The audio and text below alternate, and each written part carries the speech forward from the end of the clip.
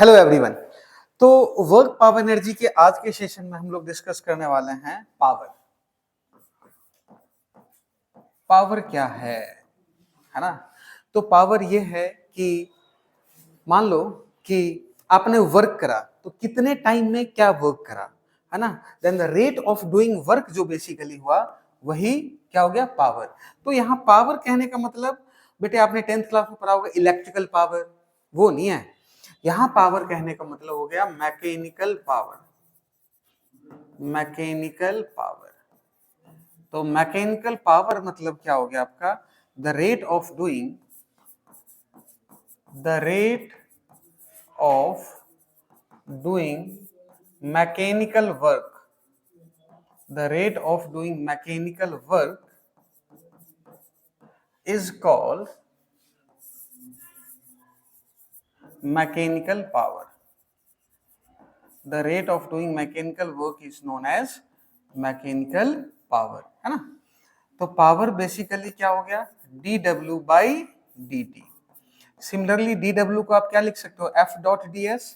तो f dot ds by dt ये क्या हो गया आपका, ds by dt v हो गया। तो पावर हो गया f dot v is equal to power. ठीक है, ये कौन सी क्वांटिटी हो जाएगी, स्केलर क्वांटिटी। डन ना?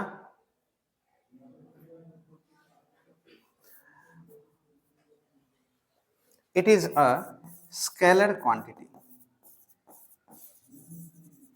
It is a scalar quantity. Unit क्या हो जाएगा, यूनिट हो जाएगा आपका, यूनिट इज वॉट और जूल पर सेकेंड। वॉट या फिर क्या लिख सकते हैं हम लोग, जूल पर सेकेंड। क्लियर है नहीं? तो ये हो गया आपका पावर। अब देखो ध्यान से कि पावर हो गया आपका dw upon dt। Power into dt क्या हो गया, dw। तो अगर ग्राफ दिया हुआ है पावर और टाइम ग्राफ दिया हुआ है तो क्या लिखोगे आप, it is equal to the work done. ठीक है, तो यहां से समझ में क्या आता है, area under power time curve gives work done. Clear है गानी? अब आपको वर्क निकालना पता है, ठीक है, टाइम गिवन होगा, देन पावर आप इजिली कैलकुलेट कर सकते हैं। ठीक है, सपोज कीजिए कि वर्क दे दिया क्वेश्चन में, मान लो क्वेश्चन की बात करें कि वर्क दे दिया t square plus 2t plus 1, then find power at t is equal to 1 second. तो जो पावर है वो आपको 1 सेकेंड में पता करना है। ठीक है, तो पावर क्या हो जाएगा आपका, dw upon dt means d t square plus 2t plus 1 upon dt। तो ये क्या हो गया, 2t प्लस 2। जब t is equal to 1 second put करेंगे तो क्या हो जाएगा, 4 वॉट। तो पावर कितना हो गया आपका, 4 वॉट। चलिए पॉज कीजिए एक बार और लिखिएगा। ये क्वेश्चन कर लिया था। ठीक है, come to the next question. क्या कह रहा है ये क्वेश्चन में कि find the power by the friction. तो फोर्स क्या हो गया आपका, फ्रिक्शन, है ना? एंड ग्रेविटी, अच्छा ग्रेविटी के थ्रू भी निकालना है। तो at t is equal to 5 second. तो देखो पावर क्या होता है आपका, dw, sorry power scalar quantity ना, तो पावर dw बाई dt। तो यहाँ वर्क जो है टाइम के फंक्शन में है नहीं, तो तुम ये यूज कर ही नहीं सकते। ठीक है, और क्या होता है, f डॉट v। ठीक है, तो power delivered by the friction is equal to ये डॉट v। क्या यही बात आएगा? ठीक है, फ्रिक्शन ऑलवेज अपोज करेगा, तो जी चलो ठीक है, अपन नॉर्मल लिख देते हैं f डॉट v। मतलब तुम्हें वेलोसिटी चाहिए time t is equal to 5 second पे, तो तुम्हें सबसे पहले तो एक्सेलरेशन निकालना पड़ेगा जी, है ना? तो एक्सेलरेशन निकालना पड़ेगा। तो यहाँ पे फ्रिक्शनल सरफेस है, तो एक्सेलरेशन क्या हो जाएगा, जब पहले तो फोर्स देख लो। अगर तुम्हें एक्सेलरेशन निकालना है तो force is equal to mass into acceleration ना। तो फोर्स जो फ्रिक्शनल फोर्स होगा वो mu into normal m into g which is equal to m into a, तो a क्या हो जाएगा mu into g which is negative में, है ना। तो एक्सलेशन हो गया 2 मीटर पर सेकेंड स्क्वायर। तो velocity at t is equal to 5 second क्या हो जाएगा u माइनस ऑफ 80। u कितना है जी 100, a कितना है 2, टाइम कितना 5, कितना आ गया 90 मीटर पर सेकेंड, वेलोसिटी आ गया। अब फ्रिक्शनल फोर्स निकालना तो हमारे लिए आसान काम है जी। फ्रिक्शनल फोर्स क्या हो जाएगा F is equal to mu into normal, तो म्यू 0.2, नॉर्मल 10 इंटू 10, तो कितना हो गया 20, कितना हो गया आपका 20। तो पावर क्या हो जाएगा आपका 20 इंटू वेलोसिटी, वेलोसिटी कितना निकाला हमने 90, तो 1800 वॉट जो पावर होगा वो, अच्छा डॉट तो कॉस थीटा ना दोनों के बीच में, तो फ्रिक्शन और वेलोसिटी के बीच में एंगल क्या होएगा 180 माइनस, तो जो पावर होगा वो माइनस 1800 वॉट जो होगा वो क्या जाएगा आपका वेस्ट हो जाएगा। क्लियर क्या कहानी। अच्छा ग्रेविटी तो ये हमारे लिए तो बड़ा आसान है निकालना। अगर अपन ग्रेविटी की बात करें तो ग्रेविटी में mg, ध्यान से देखो mg तो लगा नीचे, तो फोर्स लगा नीचे, वेलोसिटी इधर हुआ है ना, तो work done by gravity F dot v, तो F V cos of 90 degree, तो ये क्या हो गया आपका 0, तो वर्क डन बाय ग्रेविटी क्या हो जाएगा आपका 0। डन ना। चलिए जी नेक्स्ट, पावर दिया हुआ है 2t square plus t, then find the work done in 2 seconds. ठीक है, तो पावर जो होता है वो dw upon dt is equal to 2t square plus t, तो dw क्या हो जाएगा 2t square plus t into dt, integrate कर दो कहां से कहां तक 0 से लेकर के 2 सेकेंड तक, तो वर्क कितना हो गया 2t क्यूब बाई 3, 0 से लेकर के 2 प्लस टी स्क्वायर बाई 2, 0 से लेकर के 2। ठीक है, तो ये हो गया 2/3 इंटू 8, ठीक है, प्लस 4/2, तो ये तो 2 आ गया, ये आगे कितना आ गया 16/3, तो 16 प्लस 6 22/3 वॉट, वर्क निकालना ना जूल। क्लियर क्या कहानी। चलिए come to the next question. क्या कह रहा है कि a body is moving unidirectionally under the influence of a constant power source.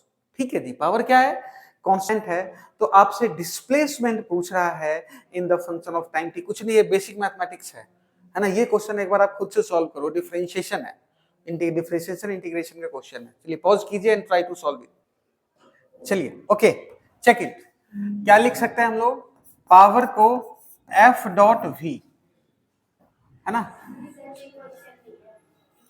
Next ना, body is moving unidirectionally under the influence of the constant, power constant है ना, तो power is equal to F dot V is equal to constant के मान लेते हैं which is constant.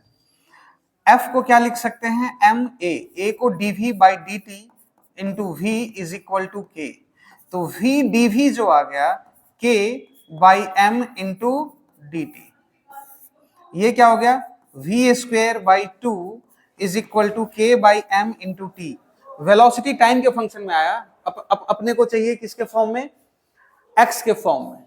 Clear क्या कहानी, तो x के फॉर्म के लिए क्या करेंगे हम लोग, v को v is equal to under root के 2k by m, 2k by m into t, तो v को लिख दिया dx बाई dt, है ना। अभी आ गया is equal to under root 2k by m और t का पावर 1/2, तो dx हो गया under root 2k by m, t का पावर 1/2 इंटू dt।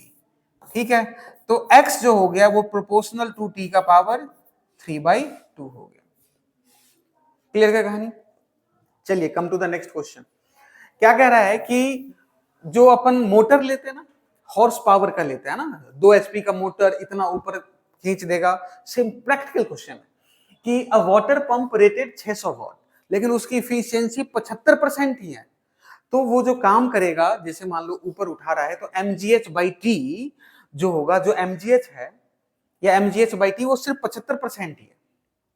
ठीक है, तो कह रहा है कि if it is employed to raise water through a height of 40 metre, 40 metre के हाइट तक वो जा सकता है, तो बताओ कितना वो ड्रॉन करा। तो देखो सिंपल सी बात है, power is equal to F V, ठीक है।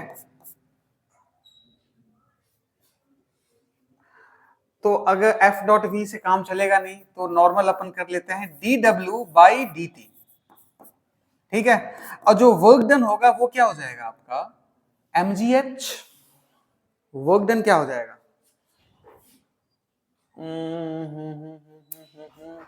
अगेन रुक जाओ, कहां से शुरुआत करें, find the mass of the water ना, मास ऑफ द वाटर कह रहा है, तो मास ऑफ द वाटर और हाइट दिया हुआ है क्या, if it is raise water through height of, okay. तो dm by dt m g into h is equal to power, तो dm by dt जो होगा वो पावर बाई जी एच होगा, यही होगा। बट पावर जो कह रहा है वो कह रहा है कि 600 वाट का है लेकिन 75% ही इफिशियंट है, तो ठीक है। तो ये क्या हो गया 600 का 75%, तो ये कितना हो गया आपका 450 वॉट, कितना हो गया 450 वॉट। तो 450 बाई जी 10 और h का वैल्यू कितना है 40, यही कहानी होगा।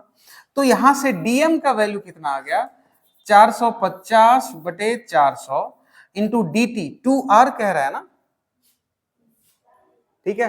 तो 2r कहां गया भाई, कितने 2r ना, तो मल्टीप्लाई बाई 2r, ठीक है। तो इतना केजी पर आर जाएगा, आप केजी पर सेकेंड में कन्वर्ट जैसे ही करोगे, अगर पर सेकेंड में, ये केजी पर आर, क्लियर है कहानी। मीटर पर सेकेंड स्क्वायर आएगा ना, आपने सेकेंड में कन्वर्ट कर लो, ठीक है, तो सिर्फ नॉर्मल केजी आ जाएगा, 2 इंटू 3600 जो भी आएगा वो उतना केजी आ जाएगा, क्लियर क्या कहानी, ठीक है। चलिए लिख लें, और बस ठीक है। पावर में इसके बाद की कहानी हम लोग नेक्स्ट एक और लेक्चर में हम लोग डिस्कस करेंगे, जी एडवांस का प्रॉब्लम। आज के लिए इतना ही, थैंक यू।